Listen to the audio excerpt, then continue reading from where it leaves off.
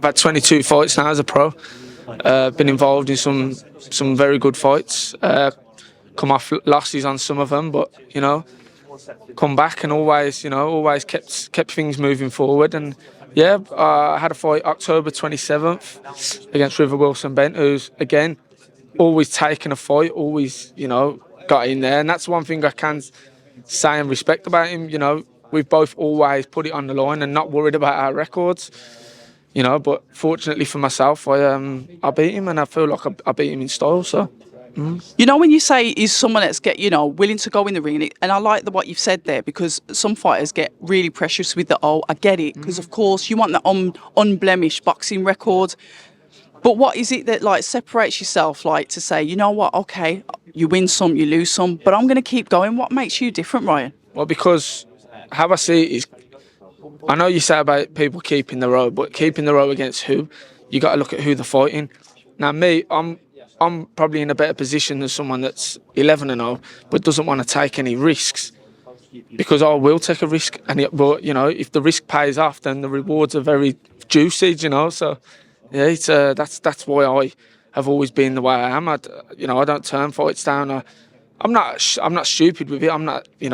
I wouldn't jump in there if I thought I'm going to get badly hurt, obviously. But I always fancy myself, and I train like a machine, so I'm always fit and ready to go.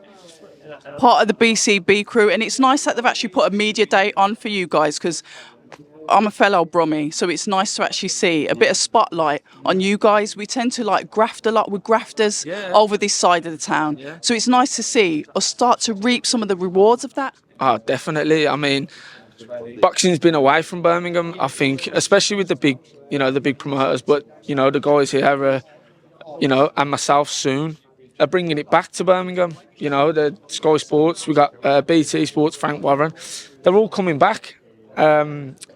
I think Eddie Earn's coming back next year. But obviously, I know the Yafai brothers very well. Galal Yafai is just, getting started his professional career now, and I think he'll bring a lot of nights to Birmingham as well. That journey for yourself, then, you've got something now. You've got something that people are going to want to challenge for. You've got a belt. The graft that you've been on, like you said, you're prepared to win some and lose some. It puts you in an attractive position. So what do you see as, fighters at your weight division that you'd like to take on, that you'd like to challenge and see if they can try and take that belt from yourself? Well, I mean, like I said earlier, am I massively interested in defending this title? No. I'm not hugely interested. If something come and it was like, I can't really turn it down, it's on a big show, I'm getting paid well, then yeah, I'm gonna go and defend it, and I'm not gonna let it go. That's my mentality. But how I am, I want to move on. I want to look for bigger titles that are going to put me in better rankings domestically and world, across the world.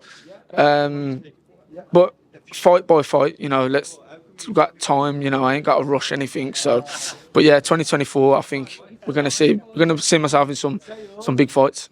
A deserved boxer, somebody like I said, that's grafted, that's put the work in.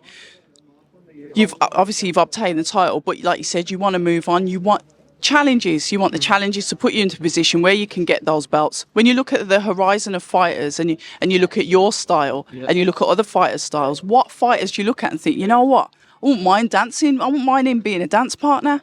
I look at a lot of fighters like that. So you've got to tell me who it is now. You said you want to move on. Tyler. No, I'm joking. No, I'm joking. It's calling you out here. Cool. Calling you out. Yeah. Nah, there's a lot of fights out there, man. There really is. I've shared the ring with the likes of Hamza Shiraz, who holds the Commonwealth title. Obviously, I've got the silver, so that's made me mandatory now to go for that.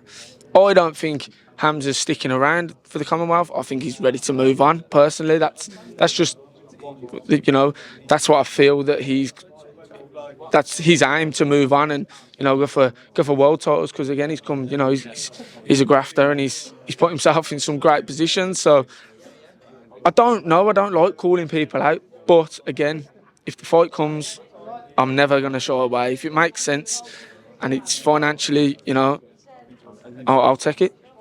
Experience that you've had with fighters then, you've been in the ring and shared the ring with some good fighters. What would you say has been your biggest like learning curve, as it were, from the experience that you've had to make you become a better fighter? So that's a good question, because learning from the fights, Yeah. I've learned from all my lasses. I have learned from all my lasses. But the main one was, probably the Shiraz fight, where, you know, I was taking on an unbeaten fighter.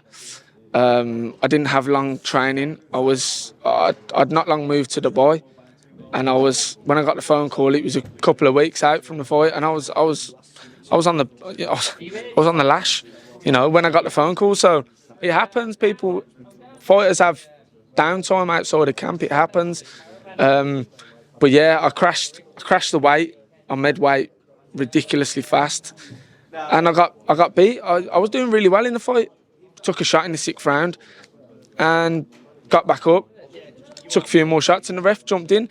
So I've learned from in that way. Don't take fights for the small term rewards, you know, because it could all be over there and then. But I've been lucky. I lost the fight. I didn't, you know, I've still got all my health, and now I'm at middleweight, the weight above. Okay. And I'm feeling the best I've ever felt, strong, fit, and just ready for whatever comes. If you was to give one bit of advice then to fighters that, you know, we've got Amara Taylor's recently signed with BCB. We've had Tori Ellis-Willits, Orby, I think she's signed with Fight Zone, but she's fought on BCB cards. You've got fighters that are coming through. What would be a key advice that you give to them? Say you was even talking to your younger self. What would you tell your younger self? My younger self, I'd tell myself a lot. Stay in the gym. Always stay fit. Always. I used to have a 4-round fight, and go and stay at the gym for 3 weeks. What for? There's no need. It's like sparring. If you're fighting for 4 rounds, you don't need time out. I understand if you've got a title fight and, you know, you've done 12 rounds and it's brutal. You know, have your break. But I would have definitely, looking back now, I'd have stayed in the gym. Would I have moved to Dubai? Probably not. If I look back, because I had 2 years out of boxing, never fought for 2 years. So yeah, there's plenty I'd tell myself, but definitely stay in the gym, stay ready. You know what they say, you know, stay ready so you don't have to get ready, and the phone can go at any time. Listen, it's been an absolute pleasure to meet you, Ryan. Yeah. Absolute pleasure. I wish you nothing but the best in 2024, and I want to see you. I wouldn't mind seeing you on a boxer card chasing on the young Tyler Denny's tail. Definitely, yeah. I'll bust him up. Nah, they're good lads, man. We get on really well, so I can't see that fight ever happening. But if it does, we want paying extremely well. So yeah, but thank you. Here's to the future. Thank you so much, Ryan. People say I'm toxic, and honestly, I don't care.